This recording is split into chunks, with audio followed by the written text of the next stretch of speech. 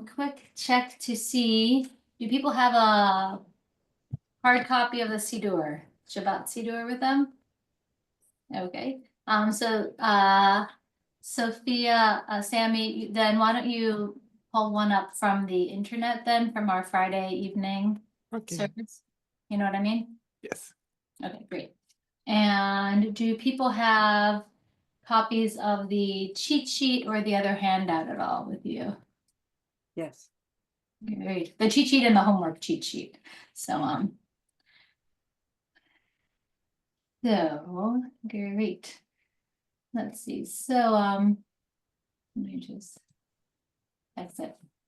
Okay.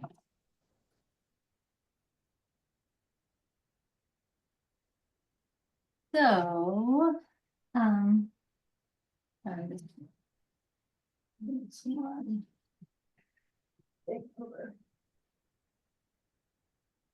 Okay, so let us jump in and Matt, what do you have in terms of the homework cheat sheet, or do you have? Did people make copies of the homework cheat sheet, or you either have it printed out or you made a Google copy of it so that you could fill it in as we go through? Yeah, I printed it out after you revised it. Great. Excellent. Okay. The homework one as well as the other one. Did you print out both of those? I don't think I did both because I figured the one was Yep, that's fine. the other. The homework one is just like has the blanks to be able to write in the specifics so that you've got a concrete take home of, you know, making sense of the Siddur. So it just has a little bit more space to write in any notes instead of putting it on that on the simple one. But don't worry about it. You know, if you have other paper to make notes, then you will. And otherwise, we'll just say that this is recording. Yes, it's recording. So I'm happy to share the recording with whoever would like. Although it looks like I keep freezing, so hopefully that will stop. Okay, so I just wanted to take a couple minutes to give a little bit of a meta view about the Siddur. And then we're going to really go through the order of the Friday night service. As a request had been, more lecture style, but feel free to ask me questions along the way. And as a group, we can, you know, if it seems like I'm going into something that is getting us off the lecture style, people can also feel free to be like, you know what, let's just stay simple on that, and I will also do my best to do that. But as people ask questions, also feel free to make notes of different kinds of questions, and so ask questions that will help us all together stay kind of moving forward. And so I just invite you to co-partner with me in that piece of how we're going to spend our time together tonight. How does that sound? Great. Okay, good. So one of the questions that I guess one framing is that the Siddur class, although we've had a number of sessions of this, just to put this in context, I took a semester long, or was it a year long, right? I don't even remember if it was a semester or a year, but it was a graduate level class about the Siddur. So just, you know, to know like, oh yeah, there's a lot that we could go into at multiple levels. Also, one of the things that you should know about a Siddur is that although the Siddur, what we're talking about and what the cheat sheets have is pretty much, it's probably 99% of what Siddurim are like. You may encounter a Siddur in a service that has some variations for all sorts of different reasons. Maybe it's because it's an Ashkenazi tradition versus a Sephardi tradition, right? Coming from different regions of where Jews have lived. Some prayers are inserted in one Siddur and they aren't in another. And what Kol HaNeshama has done is actually has a mix of the two, because recognizing that we are not all Eastern European descent and that there are wonderful things in the Middle Eastern tradition and the Sephardi, the originally Spanish traditions, that there are prayers that are sometimes in here that you won't find in a traditional Eastern European Ashkenazi Siddur. Along with that, there are prayers that are taken out of Kol Neshama for some reason, for different reasons having to do with one way to read the language that felt like it doesn't make sense to people. It's kind of is representing a kind of a God that many Jews, many Reconstructionist Jews perhaps don't relate to. And so some of those prayers are not traditionally included in here. However, Rabbi Josh and I have other ways of understanding those same prayers. And so we bring them in sometimes, right? But that this was edited a couple decades ago. And so Reconstructionism believes that Judaism is an evolving, Reconstructionists kind of have the framework. Reconstructionism has the framework of Judaism as an evolving religious civilization. And so in that evolution, how the editors 2 decades ago made decisions of what to maybe not put in here, because look at how big this is, even, right, as it is. Rabbi Josh and I, and you'll see, Rabbi Josh and I sometimes say, well, this is a really powerful prayer that we understand it in this way. We didn't get to be part of the prayer book commission, 2.5 decades ago or 3 decades ago. So this is why we are including it.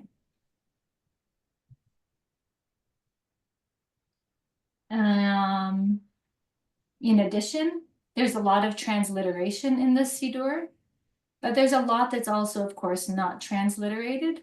And so that's another piece of the supplements that Cantor Caitlin or Rabbi Josh and I bring in, as different parts of a prayer get musical compositions written for them that we feel are powerful, or the particular words in there we're creating musical compositions for that we want to lift up. That's where we bring in the handouts that will also accompany a Friday night service. And there are conversations at the clergy level of, is there a way to make that a little bit more, not just a half sheet handout that you print and then you recycle, and then, another month later it's a variation.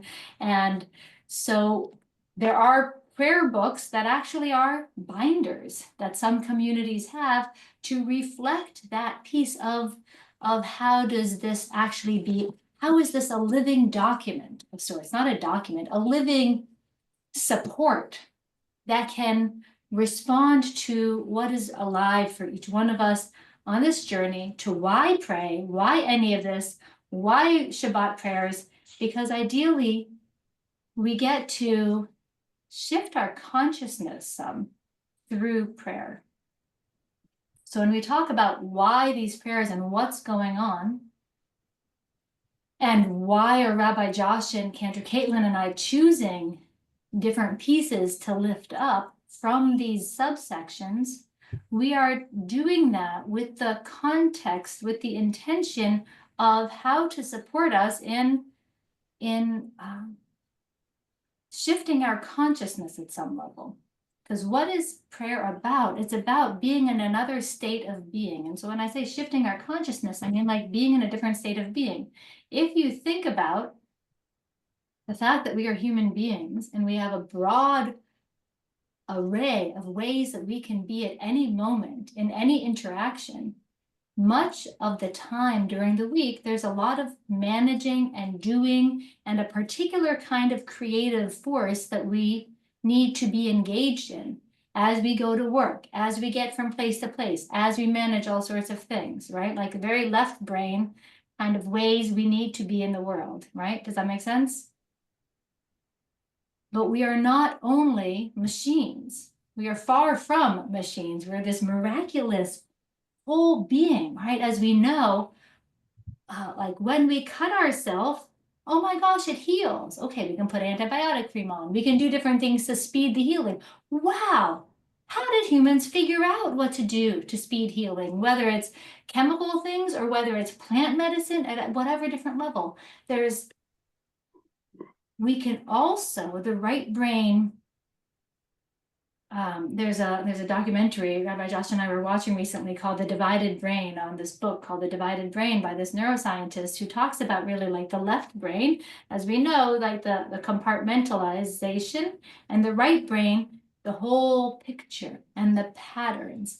And so that piece of, right, and poetry and art, that is what prayer is also about, helping us be in a balanced space to some level, or at least to not forget that part of what it means to be this gift of spirit, soul that is embodied in this very material world and has a lot of material things that need to be attended to regularly. Does that make sense? Kind of as like an introduction, or like, does that make sense so far? Yeah, Matt. So I'm only speaking for myself, but I find all these references to the almighty high thing to be just a total disconnect for me. And I don't know how many other people feel that way. And how am I supposed to get something out of the service when I don't really feel that way? Excellent question. Excellent question. And it's one of the things that the Reconstructionist Siddur uniquely has done as really a forerunner, that I think the Reform Siddur and the Conservative Siddur have been edited since Kol Neshama came out, to, I think, reflect even some parts of this as well. So, at one simple level, has anyone noticed that sometimes, right, it's what we were talking about last time about the Yud He Vav He not being translated as Lord, but in all traditional Siddurim, if you look in the English, it talks about, blessed are you, Lord our God. And in Birchot HaShachar, the morning blessings, is really a wonderful place where you can see it, but you can also see it in other places. So what this Siddur does, you can let me know if you want to go and see it directly, if that would be helpful. Otherwise, I can just tell you that, or I'll just tell you and then you'll tell me, can I just see this actually, if that would be helpful? Where is it in the Siddur? It uses those different language to refer to God, right? Blessed are you, enlightener, who, blessed are you, lamp, right? Blessed are you, what is it? So there's all sorts of different names that, different words that the Siddur uses. Abundant one, the abundant one, the watchful one, the vigilant, the unseen one, so that is a kind of an attempt to address that at some level. But there are, of course, many places where, like, this is still about Siddur and prayer, and what am I supposed to do about that? So Rabbi Josh taught was teaching a class, and I taught some of it, and then it turned into like a Shabbat morning. Making Prayer Real is a book, and then the class was kind of based on the book. So that question of how do we connect to something larger than ourselves, there's a lot of different ways to address that. And it's something that's really important to Rabbi Josh and myself, because we both, even when I was starting rabbinical school, I was like, I know the God I don't believe in. So, but what about, like, what do I do? Wait, I feel like I should be a rabbi and I know the God I don't believe in. So what do I do? And it takes, one of the words for prayer is actually also avodah, and it means sacred service, and it also means work, right? So one of the things I found really wonderful is when there is something in my own personal experience about the tradition that I didn't understand, and that I particularly felt like, what about this God? Or the word king, oh my gosh, right? Even put aside Lord, what about King of the universe? King of the universe. Okay, well, one thing is the Siddur translates it as sovereign. Well, that makes sense also. But still, what does that mean? As I've engaged in a way beyond the scope of this class about the Siddur, but as I've engaged and supported other people in engaging, Brian, you've been to the Making Prayer Real classes, I believe, haven't you? So maybe you want to say something briefly about how that's impacted you. But as I find what doesn't work for me, when I carve out space to engage and to go deeply, then I can find, like, oh my gosh, wow, like now I love the word melech, which is right translated often as king, literally means king, but can be sovereign. Like, oh my gosh, look at how this is what it can mean. So, um, so the short story is that that's a kind of of a separate and related, right? Of course, issue. And one small thing, one of my teachers talks about God as mystery, right? And I think if we slow down to stop and think about what we don't know, heck, even doctors clearly don't know everything about the human body, right? People who study the solar systems don't know everything about that. Like wherever we can study, people don't know everything there is to know. And so how do I just open to us to a space of there's a to a space of not knowing as something wonderful and for me to learn more about, or something just like awe and wonder. Let me just replace the word God anytime it's talking about God. Blessed are you, like, blessed are you. I mean, even the Siddur into some different places shifts that language around, gives models to say, let us bless is different than like, blessed are you. Who's this you? And what's that you? And our minds can get in the way versus, oh, let us bless. Let us open our hearts. Let me do whatever I need to do to enter into a state of curiosity, wonder, awe, surrender. I want to control things. I know and I can't control everything. So let me just, gosh, open to the fact that letting go of control is so hard, right? So there's lots of different ways to kind of play with that, what to do in that way. I don't know if any of those feel helpful to you, Matt, or feel like they're a response. I guess I almost feel like I am to get to this place of spiritualness or prayer. It's almost like blessed are us, Yeah, that works too. the collective us who are gathering together to provide support, sustenance. Yes. That's how I sort of best can view this, I think. That's amazing. That's why I love doing the alternative. We are loved. Right. That's in our Friday evening. We are loved by an unending love. Ours are the eyes, the hands, the smiles, the arms. Right. That is a way to lift up exactly that.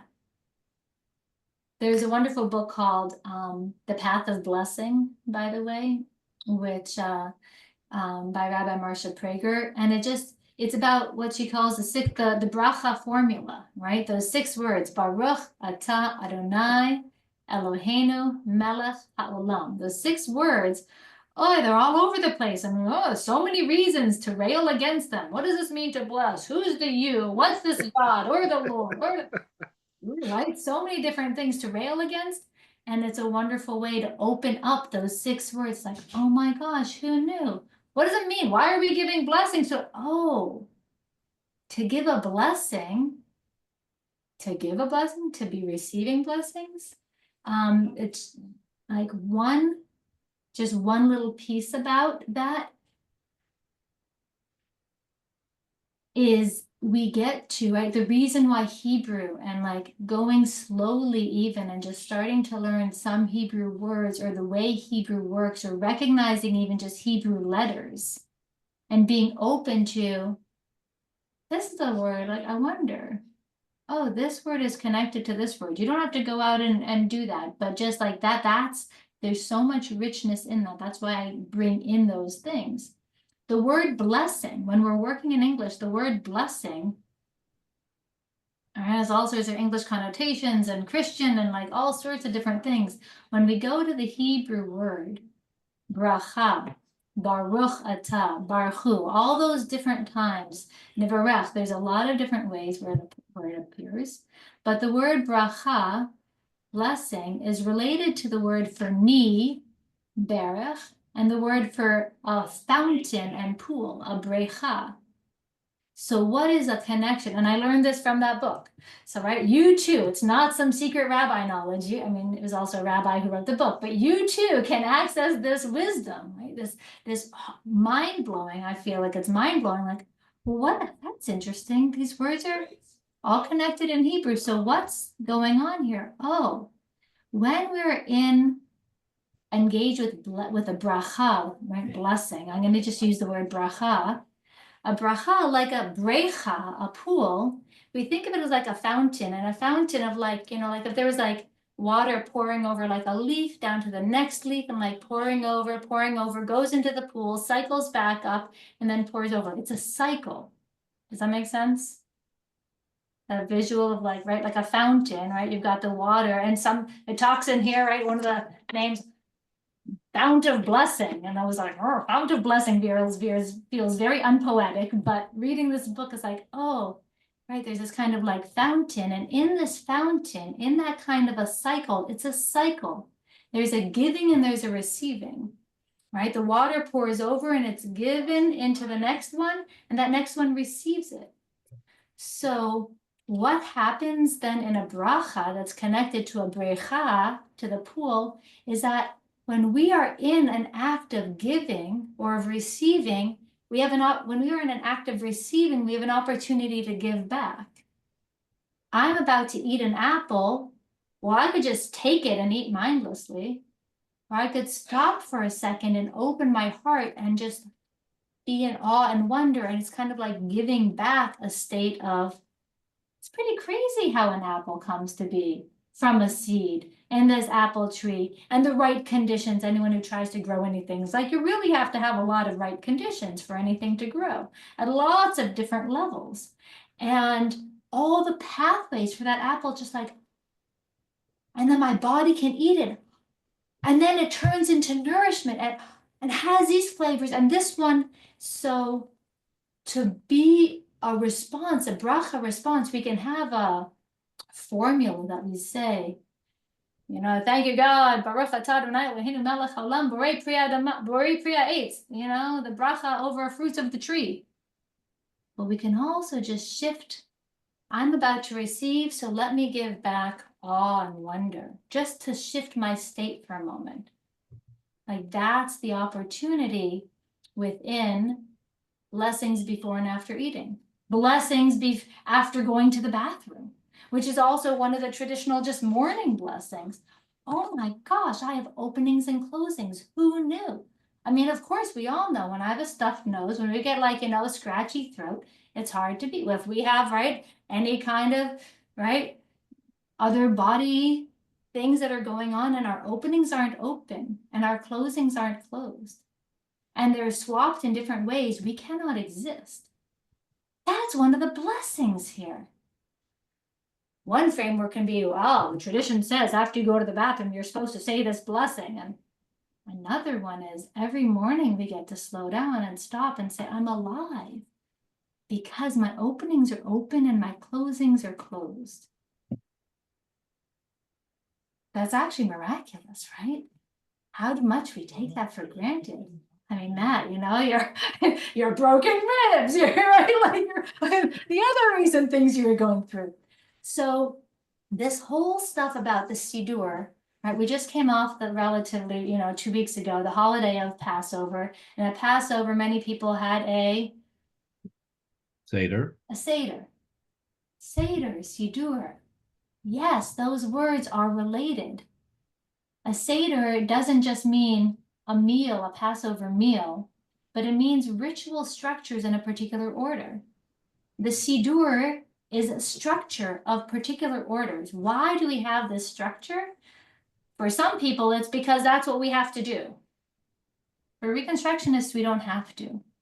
My journey to the rabbinate, Rabbi Josh's journey to the rabbinate, is when we lean into this structure without feeling like we're stuck in it, there's opportunities to be live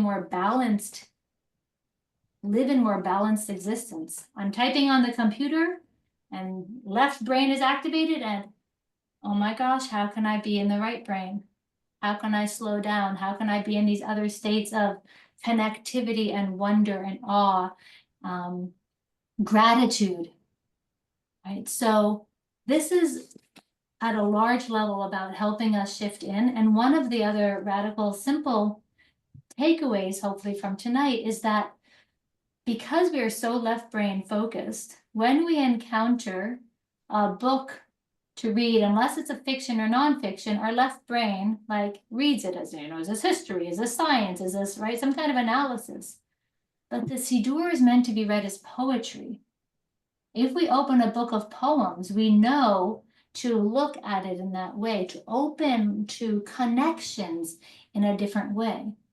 So as you encounter the translations in here, instead of getting stuck on the full translation, I invite you to just like lift up, what are some words, some themes, what's some essence of what's being expressed here? Because there's such richness in the Hebrew, and there's such richness in that idea of helping us be balanced beings and the wondrousness that we are as humans.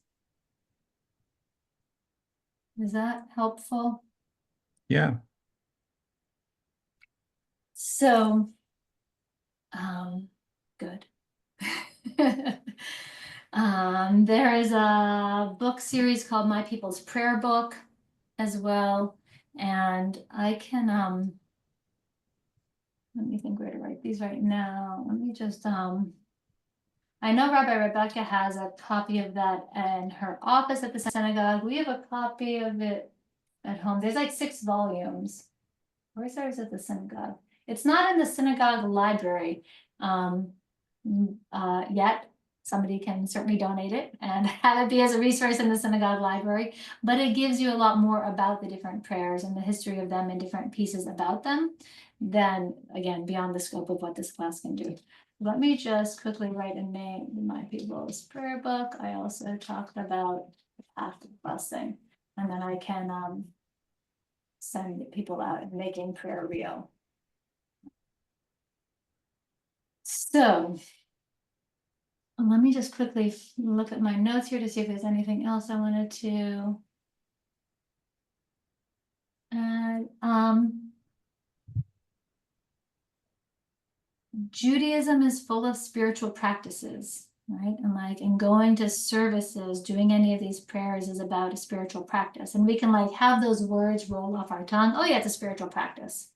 But when we slow down to say, oh, it's a practice, which means we have to practice it. It takes some amount of work again, some amount of not effort, hopefully, that feels like, Avadim Hayinu, like we're building the pyramids and, being slaves and servants and, to Pharaoh, but application of our heart, time, hopefully reaching out to someone who can help us get out of just our own ideas. Judaism is not a practice about Judaism, the structures, even the practice is also, it's not about doing it by yourself. We need a minyan traditionally for particular prayers. To be Jewish and living out in the middle of nowhere, especially before Zoom, it's not really like it's like one hand clapping. Because even just study, engaging in the words, engaging in any study, Jews traditionally do not do by themselves. Because when we are just by ourselves, we have our own ideas and we can get really stuck. But we have something called chavruta, with the root of that is chaver, chavera, a friend, a study partner. And when we're in a chavruta, raise your hand if you've ever been in a chavruta. And when you were in a chavruta, did you come across an idea and like that was not your own? And through that engagement of the other person's ideas and your ideas, did you come to a new place that you never could have gotten to by yourself? That's the magic. That's like where Judaism says, that there's a teaching that says in the ancient temple, on the ark, the tablets were inside that had the 10 commandments, and on the ark were 2 kruvim, cherubs, right? As the Hebrew, the English kind of where that word comes from, 2 kruvim, 2 kind of angelic beings, and God's presence dwells between them. That's the magic. So God is right, as you were saying before, Matt, through the we are God's and wow. well, how did that idea come to be? You said your idea, I said my idea, and this other idea, where did it come from? Whether we want to say, well, God, and then I think of this kind of a God, or just naming like the magic and mystery of how creation unfolds, how ideas come into evolution is because of somebody working with somebody. And of that, the sustained attention to something, not by oneself, but with somebody else, with a teacher, with another friend, something like that. So that is, and I'm gonna add one last piece, especially as we start to move into Friday night, unless, I'll stop to see if there's any other questions or comments before we move into Friday night. If we're talking about changing a state of consciousness, one of the things that Judaism, right, our state of being, just raise your hand, like when you've been in a moment of, can everyone relate to a moment of awe or wonder that they've had in their life at some point?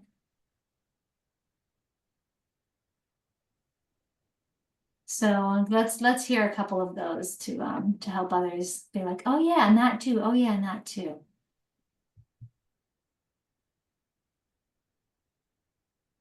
Just unmute and just like, let's just quick, like, what are some things that make you go like, wow, that's pretty crazy, like in a good way. Bryce Canyon at sunset. Yeah. And so just remember what your body felt like, what it felt like to be a human being, to be you with all your life when you were there, Bryce Canyon at sunset. Thank you. Others. And I have one. Yes, Sammy. 20 years ago, I was in Afghanistan in the middle of the night, and I had like night vision goggles, and I was using it and look at the sky, and I did not see 1,000 stars, I see 1,000,000,000 stars. Oh my gosh. And I was like, I could be amazed because the MVGs enhance everything. So I naked eye might you see 1,000 stars. With MVGs, you saw 1,000,000,000. Wow.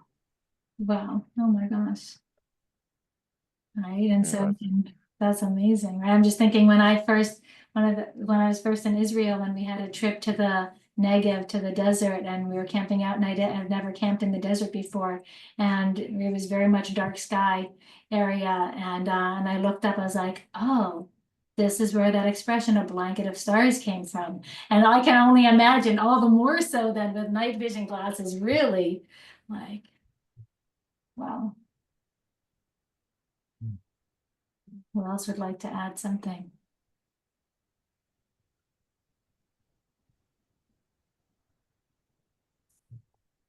I remember I was in Israel, and it was my first time there, and we had taken a bus from where we were staying when we arrived to Jerusalem. And on the way, the bus driver pulled off to this place where you could overlook and see the entire city of Jerusalem on the horizon. And I remember looking at that and thinking of the thousands of years of history and everything. I mean, Jews, Crusades, Mamluks, invasions after invasions. I mean, it was like the crush of history was like in that moment when I was looking at Jerusalem and what it represented. And I realized that, I don't know, maybe the unity of the divine that went through all of that. And that we celebrate that city as Zion.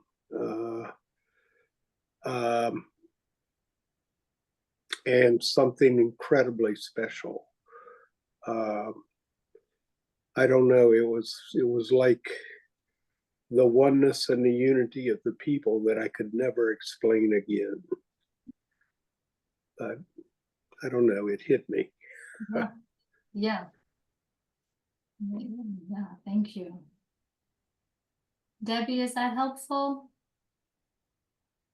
I'm just not thinking of any awe or wonder right now. Uh-huh. It- But it- can you imagine that you have before experienced something like that?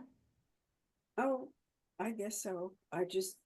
Nothing is bubbling up. Yeah, exactly. Right. And that's perfectly fine.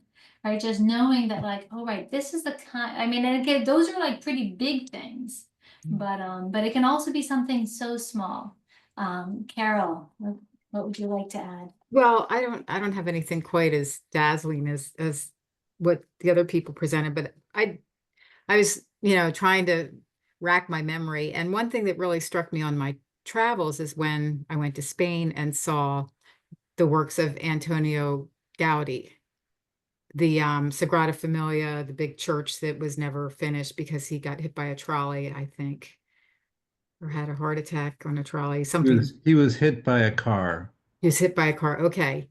That and Part Gel and I'm probably mispronouncing that, but his works around the city, the buildings that he designed, the apartments on the corners, just incredible. So that's one of the things. And also doing things in nature was exciting to me, rappelling off of a cliffside of a mountain and in the Smoky Mountains. That was fun. So little things, Yeah. hiking, getting Yeah. the good views on Grandfather Mountain and making it up all those stairs. That's Yeah. in North Carolina. Yeah, Yeah, North been there. Carolina. Nice. Yeah. Thank you. Right. So, and these are all kind of like still big things in a way. But Debbie, you're an ESL teacher. And I wonder, in your working with the students, when I was living in Japan and I was teaching, or just other times when I've been teaching, right? The magic of like a teaching moment that you just are like, oh man, yes. No, I'm,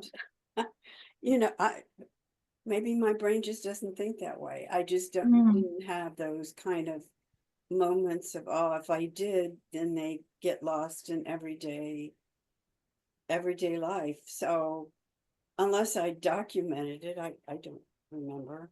Yeah. I would imagine that they probably are in you in some way, and that's exactly the thing. When it's so easy to run right over them, right? Speaking of running over, like run right through them, blow past them, forget them. And when we do, when we are just in our work way of being, I mean, what's how does that feel? I can only remember humorous events, but not moments of awe. Okay, yeah, tell me a humorous event. I don't remember what country the lady was from, but she was getting the word mixed up with, let's see, the jacuzzi and zucchini. So that was something that stuck with me for a very long time. Yeah. Because it was so logical that, yes, the sounds are so similar from not picking up the fine tuning of the sounds. Yeah. I suppose the awe maybe would be of my first interactions with men from now I've lost the name of the country. The Lost Boys of Sudan I worked with in Pittsburgh. And when I first met a few of them, they were just something quite memorable, because they had been through so much, and I heard so many stories about what they had been through, traveling through the desert, and they have no parents. So maybe my awe is not necessarily beauty, it's an awe of survival, Yeah, human nature. yeah, yeah, that's So the one memorable event was we collectively had to go to the hospital for some reason, another teacher and myself, because one of the young men needed something. And I'm sitting in the lobby in the waiting room with another one, and he proceeds to tell me the story of being chased by a lion through the desert, like you would see in a movie. This was not a movie, this was real. oh my gosh. So it's like, that might be my moment of awe of his survival. Yeah, yeah. Right, and so, you know, and in that, we're like, oh my gosh, look what humans, I can imagine in hearing that story that there could also be aspect of like constriction, like, I'm chased by a lion, and how did you do it? But then that piece that you're saying of, look at like the resilience and how humans can survive. Yeah, One of the other ways, the boys from Sudan Yeah. collectively are, I've even met one survival person here in Annapolis, who had gone as far as to become, there's a place here called the Lighthouse, that is for homeless people, and I must have taken something over there as a donation and run into this person, and you always recognize the Lost Boys of Sudan because their bodies shapes are so unique. They're very tall, thin, long arms, long legs, very different than all the other African population in Africa. So, and then there's something angular about their facial structure that you automatically recognize. So, Okay. yeah, right. So, I mean, another way to think about it actually also, like with that awe of like the resilience and like what humans can go through, right? At so many levels, what they've been through. Oh my gosh, and look at it. They probably are in joy at times, and they're alive, and like they're here. And so one of the things I like to do is to attune to myself, attune to at a subtle level. Am I in a state of constriction? Again, like this is the Passover story. Am I in a state of constriction? Or just kind of like, even if it's about like focus, I'm pulling things together because I'm focusing on my emails and I'm doing this and it's like pulled together. Or is there a softening and an expansiveness? Look at what you've done. Look at what you've gone through. Look at the stars, right? It's not like about looking, but just like being. And we actually have a capacity to develop that. And that is an important part of who we are. That spiritual practice, it takes practice, but our spirit level of us, our soul level of us, we are different human beings when we are only focused on the doings, right? The saying about I'm not a human doing, I'm a human being. How am I being? I can choose to actually find wonder in just about anything if I choose, and it takes practice. How do I find wonder, expansiveness, something, oh my gosh. So that's a whole kind of realm we could go into at some point. But as you listen to different times when I'm teaching, you'll be like, oh, there's Rabbi Daria planting those seeds, like sprinkling the piece around constriction and expansion. And how can we know ourselves at that subtle level? And we get to ask ourselves, we can do a test run, right? When I completely disregard that and I just do, how do I feel? What are my interactions like? When I intentionally, but it's work, it's hard, I don't have those habits. Okay, but when we bring attention, I want to be in a more expansive state, a more joyous state, a more soft state, not soft to get taken over, but soft to let inspiration move me. Soft because then I'm happier in my own life and with other people. I'm more creative. Like there's so many benefits that can happen when we're in that expansive kind of software versus like hard, cold, getting things done. Is my experience, but I invite you to do your own research and let me know if you want any support like that. One of the pieces in the practice that Judaism says is singing is a powerful way to also access that state. So as we transition in these last 15 minutes to the Friday night service, we, like if you're looking at that Demystifying the Siddur cheat sheet, just the first cheat sheet, right? If we're looking at the Mariv, the Friday night service,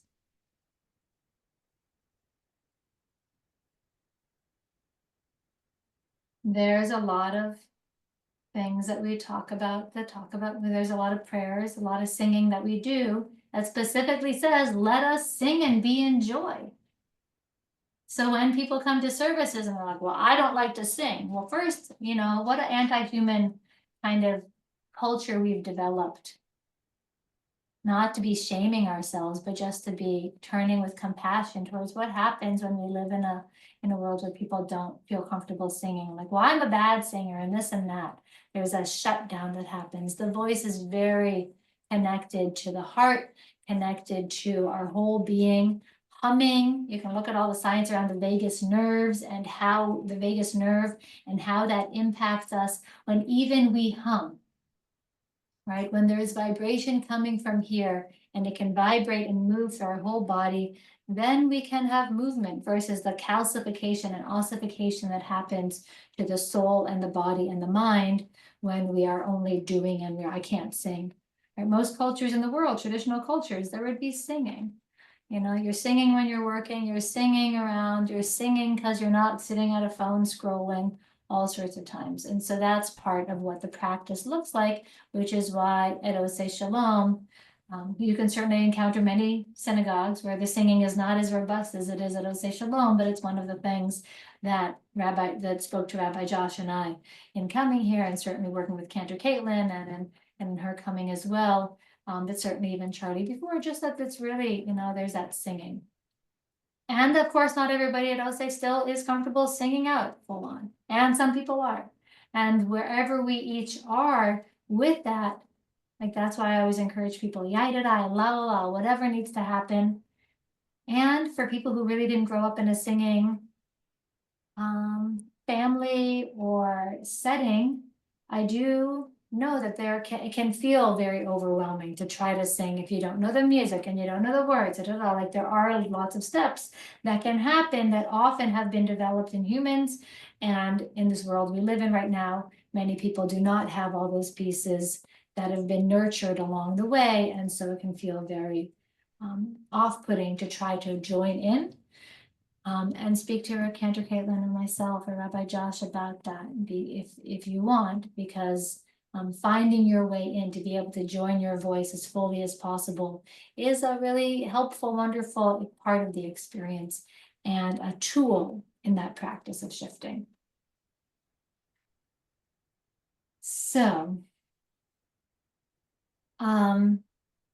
so you have the homework sheet where you can go more specifically and look at these different things, but I'm just going to quickly go over the cheat sheet right now. And we're just going to jump in. Who was able to look at the cheat sheet homework, by the way? Did anybody get a chance to look at that? Great. Okay. And was that helpful to go through that?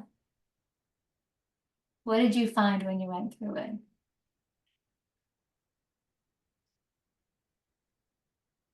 What was helpful for you about that? What did you notice? Yeah, Carol or Stacy?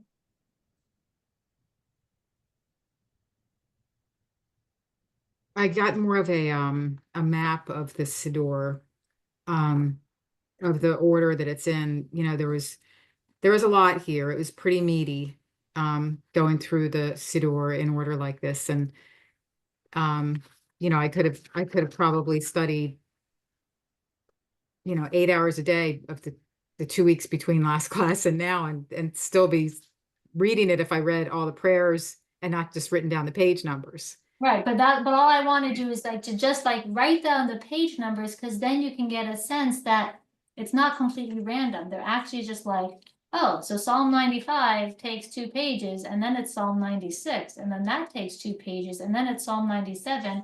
Well, actually, there's just 6 psalms right here. We're just talking about 6 psalms that are all in chronological order by the number, what psalm number they are, what page number they are, and then we get to Lecha Dodi. Oh, that's what's happening between pages, whatever it is, and page whatever it is. It's not just like a random jumping, but then you get to see is what my intention was. And it sounds like that's what you got to experience, to understand. Yes, yes. So it was interesting. It was an interesting process. Thank you. Yeah, Stacy, what would you like to add? Is there anything you'd like to add to that? Okay, so that's why, again, you know, I know everybody has different amounts of time outside of this class time, but that's where next time you're in services, even like, don't necessarily follow along with us. Use that time. Use whatever time, you know, you can to just really go through it page by page, looking at what the content is on each one in its fullest way, reading everything. That's another layer. But in terms of just understanding what is this basic structure, one way to do it is just look page by page, and now you have that cheat sheet homework. Just stick it in your pocket when you come to services, you know, take a little pencil with you if you want, and, you know, mark it or else don't mark it, but just kind of eyeball whatever you want to do. And you can just see it's very, very linear. Yeah, Matt? No, I'm good. Okay, great. So, so if we're on our Demystifying the Siddur cheat sheet, is everybody looking at that? I can share a screen, but I'd love to see you guys all instead. And I'm just gonna kind of talk through this.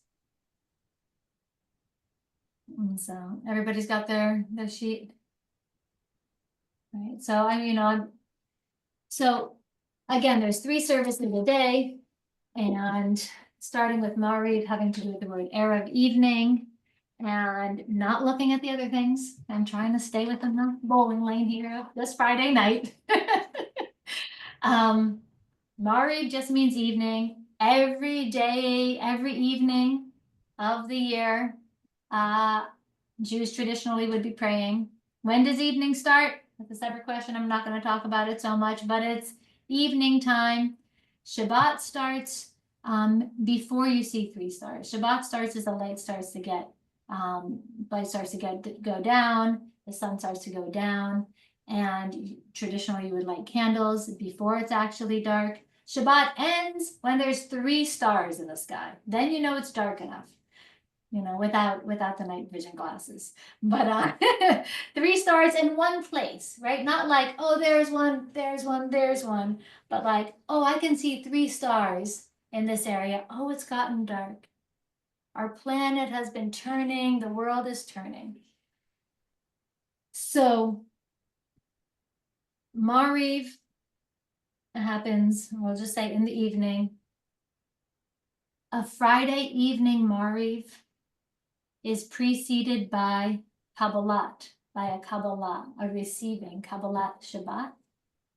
It was created by the mystics, the Jewish mystics in Tzfat, where Brian has spent some time in like the 16th century, 1600, something maybe that time-ish.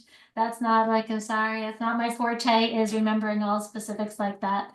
But they would go out traditionally to the fields, and they would welcome in the Sabbath bride.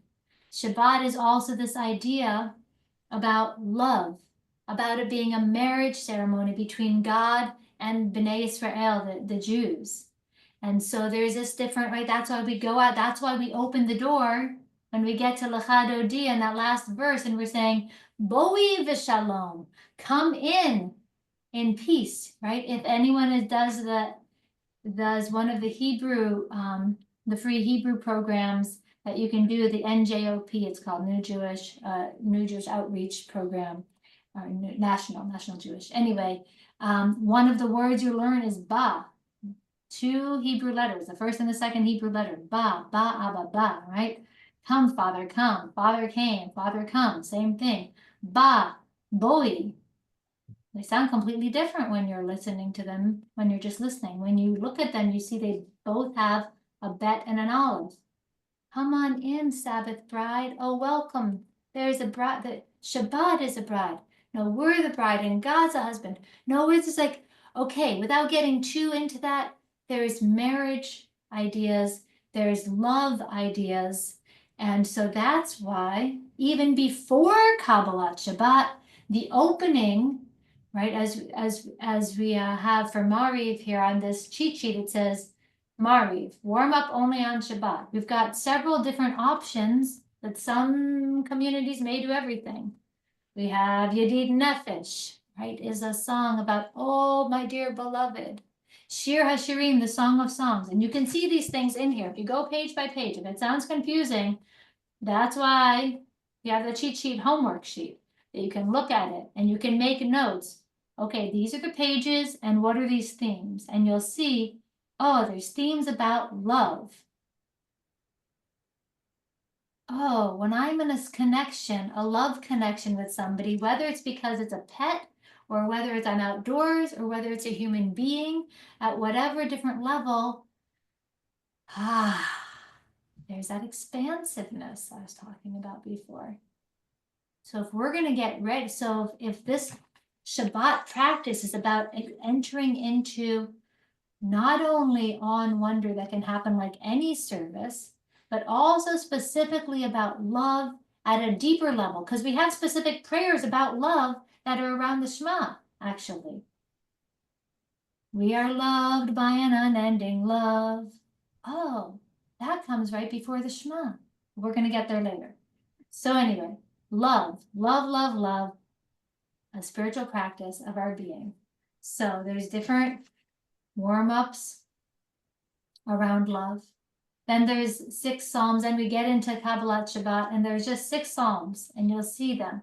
Psalms 95 to 99, 20, and then 29 is in there also, but and 95 to 96, 97, 98, 99, and then 29. And then we have Lachad Odi, and then we have another 2 Psalms, Psalms 92 and 93. What's 92 say? It's good to give thanks, and it's good to sing out. But it's not just that. Those are the words the very first 2 words of Psalm 92 is, this is a psalm for Shabbat. Oh, so the psalm for Shabbat should be sung on Shabbat. And so we sing it on Shabbat. We often don't say that little bit and we go into the next words. It is good to give thanks. Right, when I'm in a state of gratitude, I think everybody can think of a time when they were grateful for something.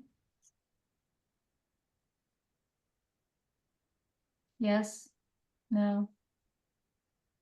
Okay, it's that same thing. Oh, there's an expansive quality. I need something, I don't have it.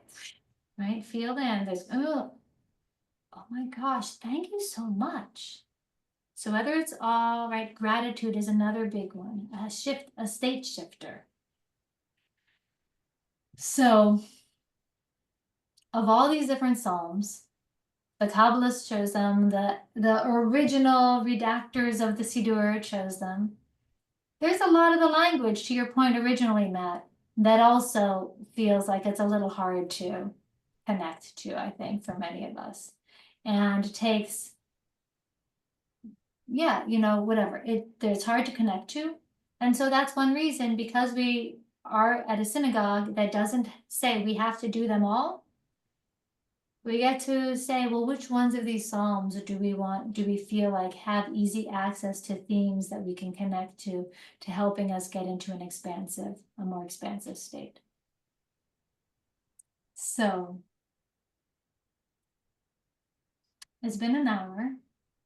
We've gotten to the place where traditionally be Chatzi Kaddish, which we often don't do at the synagogue. Any of these Kaddish points that are in bold, we often don't do. for the sake of time, right? There's so many things, as I mentioned in the very first class, that we're balancing at Oseh Shalom. And one of them is that we've gotten feedback that for the people at Oseh Shalom, they don't feel like they can be, although it's Shabbat and Shabbat is about expansiveness. There's also, right, we're in the DMV, we're in the East Coast, people are driving, it's not the local thing for all sorts of different reasons. People feel like, no, let's keep this to like an hour and a quarter. An hour and a quarter. An hour and a quarter is not very much to hear a drash, hear some inspiring words, to sing in an expansive way, as opposed to just sing, sing, move to the next one, sing, sing, move. Sing, sing. No, it's not about a song. It's about a practice to shift into feeling gratitude, feeling awe, feeling the wonder of community gathering, feeling that it's not just me right now, but look at all the people in this room. Look at all the people around the world who at this time right now in their respective time zones are stopping to sing together, to be together. And not just this year, but not just last year. But wow, to Brian's point, for a really long time all around the world. To let the mind quiet so we can start to let those pieces rise up. It takes time. And so we are at a congregation where we don't have to, again, do everything. And so the Kadishes are one of the things that we often end up not doing. But what they do is they provide a little like, this chapter of the service has come to a place and now let's go. It's like going up an elevator a little bit. Let's get ready for the next section. Oh, now this section has happened. Let's get to this next section. So that's why I said, we've gotten into that and it's been an hour. And so I want to honor that time. I know we have before gone over some. I have the time if people do want to go over, but I also want to say we can just stop here, even though I don't know at all when we're going to continue, because the schedules are so hard on so many different levels, my schedule, other people's schedules.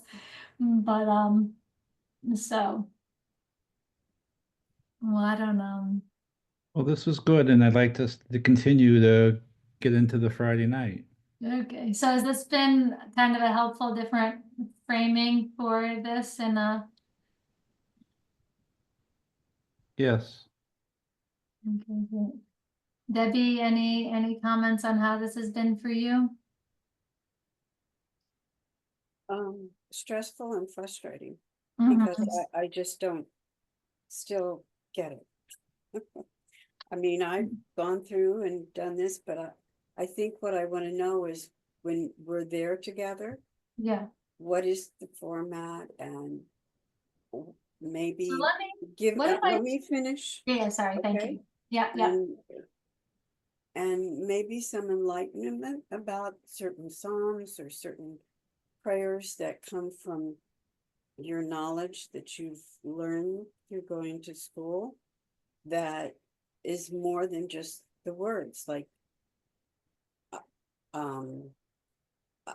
I do have a prayer book from the Reform days, and it's like night and day. Yeah. So for me, this is like night coming into this situation. And when you sort of touch on all these esoterical kind of concepts, it doesn't help me much. I mean, I went through and I answered the first questions on about Friday night. It was too stressful to continue going on with all the rest of it, because I have a life that goes beyond Yeah. this.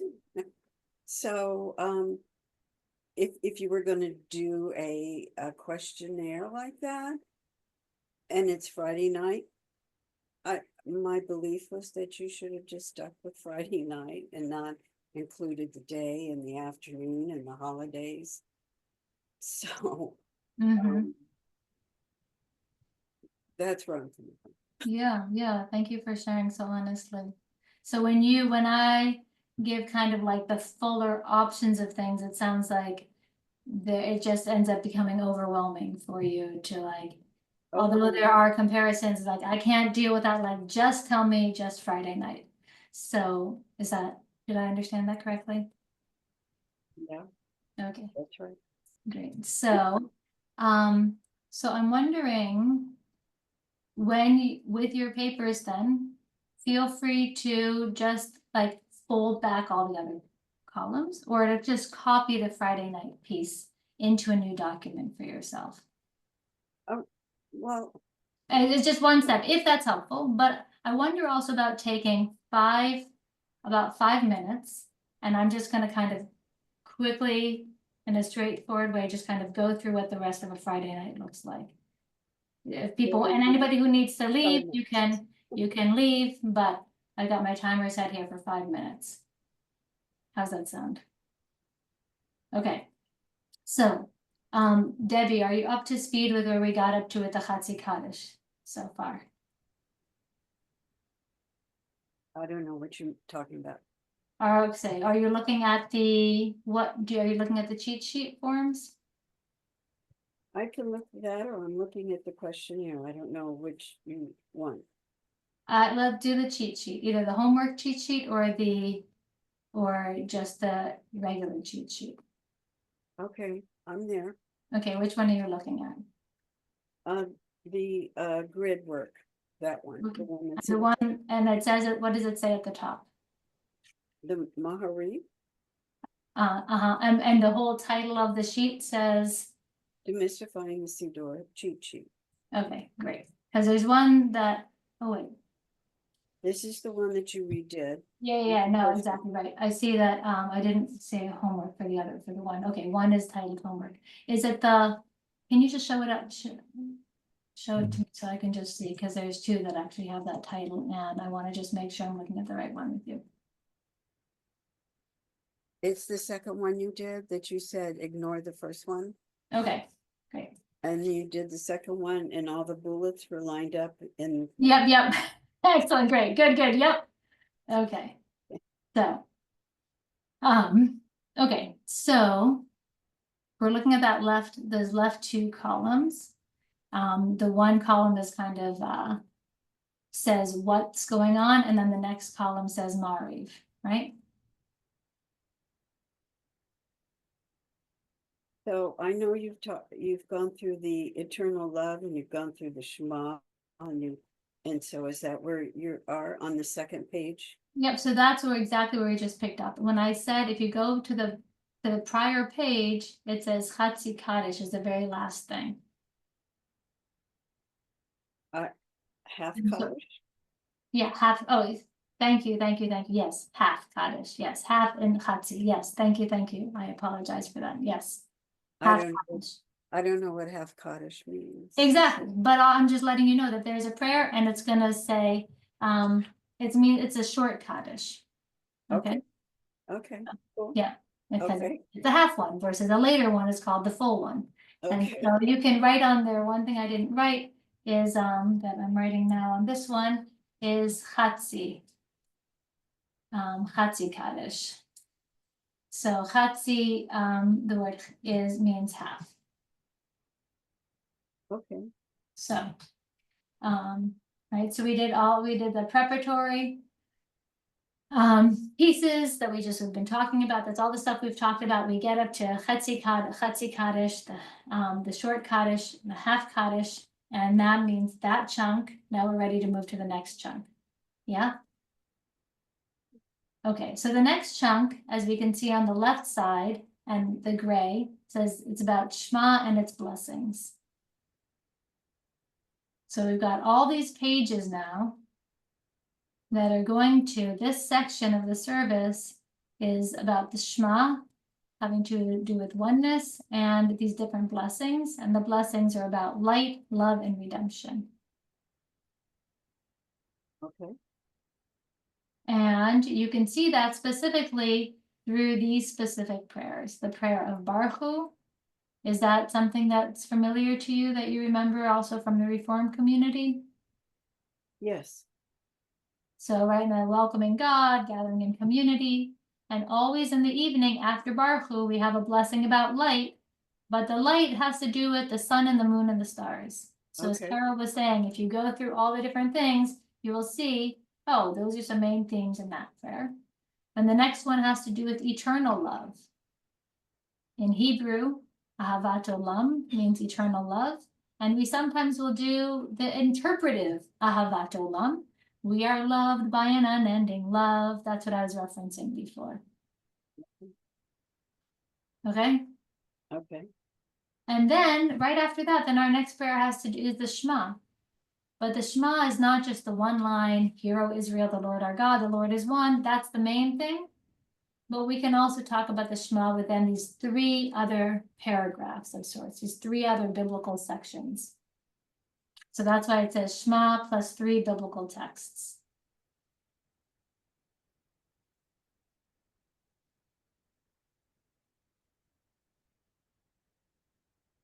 What do you, tell me what's going on for you right now? Yeah, so I know that there was some question, like on page 3, the questionnaire, there were 3 parts to Mhm. the Shema, Yeah. Yeah, but and these I are- don't quite understand. So when you look then at the Shema, these are the 3 sections. The one is via Hafta.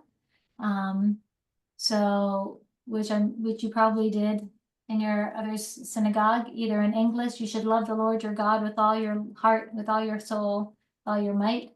That's Oh. via Hafta. Okay, You should love. Oh, that's where Rabbi Daria was talking about love and love. All these prayers about love, right around the Shema, we have these different prayers right there.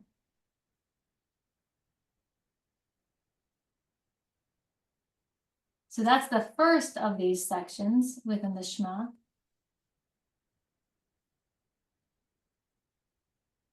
Tell me when you're ready for the next and thing. then the next one is Ba. Vayomer.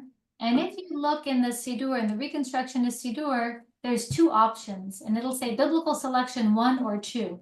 Oh, And that's what we're getting to here, this middle part, because they have similar themes, and one looks more like it's about reward and punishment, and the earlier redactors of the reconstruction of Siddur said this theme is good, and there's another place in the Torah where this theme appears. So let's use this other language, because this other one talks about these same ideas, but in a slightly different way, so it doesn't feel as interventionist God, like interventionist God. Okay? What's going on? So then the third one talks about the tzitzis, but Exactly. I never understood what that was about. Yeah. Okay. So, when you say you haven't understood what it's about, what do you mean by that? I don't know the purpose of those strings from the Yeah. saw, and I don't know what it represents. I know they're there. I know there's this thing that goes on with them, but I Yeah. have no clue. It starts traditionally with that paragraph. When you look at that paragraph in the Siddur, you'll read about it actually right there. And that's the proof text why we have tzitzit. You should use them to remember the Exodus story and that we got out of Egypt. Okay. And that's why we should always have fringes, because guess what? We didn't used to always have cell phones with alarms, but we did have clothing. And when we had our clothing, on the corners of our clothing, it says in there, put fringes on the corners of your clothing and put a blue thread in them. And that was the ancient, setting an alarm on your phone as a reminder to remember that we can get out of Egypt and that there's a heaven and earth and something so much larger that we can forget the big scene, right? The way that stars can remind us. The strings were representative of events and ideas. It says that you should put these fringes, these tzitzit, on the corners of your clothes, and you should remember the Exodus from Egypt, and that we got out, and that we left Egypt and left Pharaoh, and that God helped us, get out. That's what it says. And then how does that get explained and understood more, and then turned into a tallis? But that's why traditional Jews will have an undershirt that has on the corners of it, it has corners. It's not just round at the edge, but it's slid up the side, so it has corners. So that then they get to put these fringes on that. And so it's not only during the prayer service, but all the time they're looking at these fringes, right? And if you go to like Haredi or Orthodox communities, and you walk around and you see these guys with like these fringes hanging out of their pants, like under their clothes. And what is that? Some people tuck the fringes in, some communities, they could leave them out. Some people only wear it on the outside on the prayer shawl. Some people make sure that they wear it all the time. Okay, got it. Okay. And then in the evening, there'll be another prayer talking about redemption. And we get to, when you look at the text there, we are singing, Mi chamocha ba'elim Adonai, who is like you, and all that. And we say, and Moses and Miriam sang this song. And when you know the Torah text, you see that's exactly, Mi chamocha is a Torah text that comes in the Torah story about the Exodus from Egypt and crossing the sea. And then it says, Moses sang this song. And then the text is then written in a very different structure. Usually it's just like looking at a bunch of full like text, right? Like justified edges with some paragraph indents is what the Torah looks like. But this section of the Torah is really different. It's like some words with a space. And then the next line has words right in the middle. And then words, and right, and then words in the middle. So it's kind of like the sea, and then we're like in the middle. It's when the whole Torah is unrolled, you can see, oh, this is where this is. And several of our pieces of our liturgy are right lifted from that, including Mi chamocha. So we get to remember redemption. I am free. I get freed when I feel like I'm stuck in slavery. When I am so stuck and trapped in these ways in the world, I actually can get free. Let us remember that again and again and again. Okay. And then we move into the Amidah, and then a fuller Kaddish. And the end of the full Kaddish is Oseh Shalom. There's no Torah service on a Friday night. And then we just move into our closing prayers, Aleinu, Mourner's Kaddish, and some kind of a closing song. Okay, well, see, that gives me some structure of understanding. Number one, number two, number three. This comes from being a teacher forever. You've got to understand order. For sure. And if I don't get the order, then it's like alphabet soup, you know. Exciting. Yeah. So that's so now does that feel like, okay, I understand this order for a Friday night? Yeah, it gives me more to sink my teeth into. Yeah. So then you can, right, so one of the documents I shared is called the Demystifying the Siddur home cheat sheet homework. Is that right? Homework, or maybe I just wrote HW. HW, cheat sheet HW is the name of another document. And so you could fold back the parts that are too much right now. And you can just put in the page numbers of some of those things. And then you'll just get to see for yourself how this lines up with what the cheat sheet tells you. Okay, well, there's definitely more. I mean, after that explanation, I have more of a handle on, you know, that there is some order other than just Exactly. moving around in whatever direction. So, okay, that works. And then here's the thing, is it's the same order pretty much for the morning service and the afternoon service.